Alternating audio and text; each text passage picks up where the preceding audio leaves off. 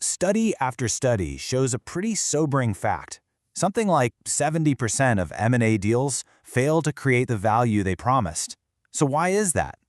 Well, it's because what you see on the surface, the financials, the fancy presentations, it's rarely the whole story. Today, we're going to dive into a really powerful tool designed to help you beat those odds. It's all about making the invisible parts of a company visible. So here's the plan. We'll start with the common blind spots that can absolutely sink a deal. Then, we'll introduce organizational performance mapping, or OPM, as the solution. We're going to break down exactly how it works, layer by layer, detail the real, tangible value it unlocks, and show you why it's fast becoming the new standard for serious due diligence. Look, every M&A deal is packed with risk. We all know that. There's always a long list of unknowns. Even with the absolute best data room, you're often flying with pretty limited visibility into what truly makes a company tick, what holds it together, and, more importantly, what could make it all fall apart. So let me just ask you this, right? You're in the final stages of diligence. You've gone through every single line of the financials with a fine-tooth comb. But how confident are you really that you understand the engine of the business? The part that actually generates those numbers in the first place. And that question brings us to three core blind spots. First, there's what we call performance opacity. The EBITDA might look amazing, but you have no idea how it's being generated. Is it sustainable, or is it just a house of cards? Second, execution risk. We've all seen it. Those beautiful synergies that look perfect in an Excel model, but they just evaporate in the messy reality of integration. And finally, hidden fragility. This is a big one. The entire business might be hanging by a thread on one superstar employee, or maybe a creaking, ancient IT system you'd never see on a balance sheet. So how do you get rid of these blind spots? Well, this is exactly where organizational performance mapping comes in. The best way to think about it is like giving investors a high-resolution X-ray of the target company, revealing the real operational skeleton that holds everything together. To put it simply, OPM is a structured process to map how a company actually gets work done. It's all about connecting the dots between the high-level strategy, the day-to-day operations, the key people involved, the technology they're using, and, most importantly, the financial results they produce. It goes way beyond what a company says it does to reveal how it truly performs. Now this is where it gets really powerful. A traditional view looks at financial statements and org charts, but an OPM view looks at how value actually flows through the business. It's a huge shift from just looking at a static snapshot of the past to creating a dynamic, living understanding of the company's future potential.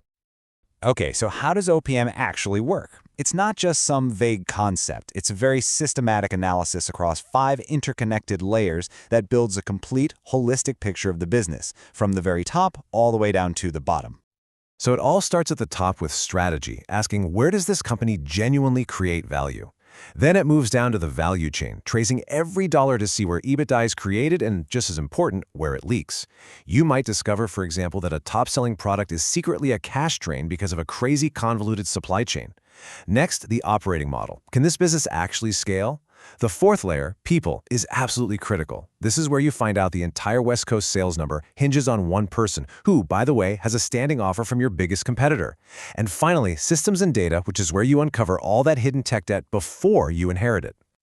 To really get how OPM creates this complete picture, it helps to think about it through a pretty simple but powerful framework: head, heart, and hand.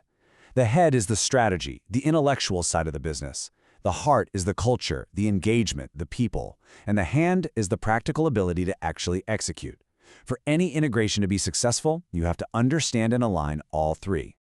And this visual right here, it brilliantly illustrates the so what factor. On the left, you see how information and decisions actually flow through a team, and you can see it's all centered on one key person. Now look at the right. That's what happens if that one person leaves. The entire network just collapses. Imagine acquiring this company without knowing this. You could lose that one employee in a reorg and literally watch an entire division crumble, all because you were just looking at a neat org chart instead of the real network of influence. Okay, so we know what OPM is and how it works.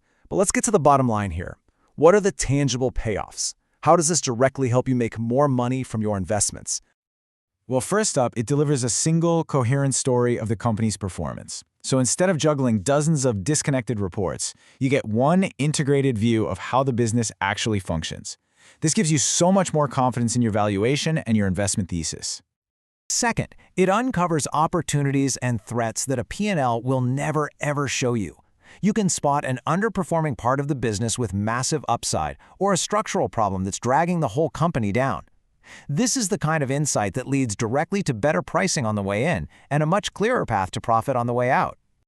And because OPM maps how decisions are really made and where processes actually differ, it basically hands you a ready-made blueprint for your post-merger integration. It turns synergy targets from just hopeful guesses into an actual executable plan from day one. And that leads to the ultimate benefit. You create value faster. After the deal is done, that same performance map becomes your transformation blueprint. You're not starting from scratch. You can hit the ground running with a clear plan, which means you start realizing synergies and improving performance immediately, dramatically shortening the time it takes to see that EBITDA uplift. So the really crucial point here is this. OPM isn't just another tool in the toolbox, it represents a fundamental evolution of the due diligence process itself. It's all about shifting the entire focus of the investigation. Traditionally, M&A focuses on what the company earned in the past, but an OPM-powered approach focuses on how the company earns its money today, whether it has the capacity to change and grow tomorrow, and critically, how fast that new value can realistically be unlocked. It basically converts integration risk into managed execution. If you take just one thing away from this today, let it be this. OPM gives investors a transparent end-to-end view of how a target actually creates value, where it's fragile, and how confidently it can be integrated and scaled. It's really about replacing assumption with evidence.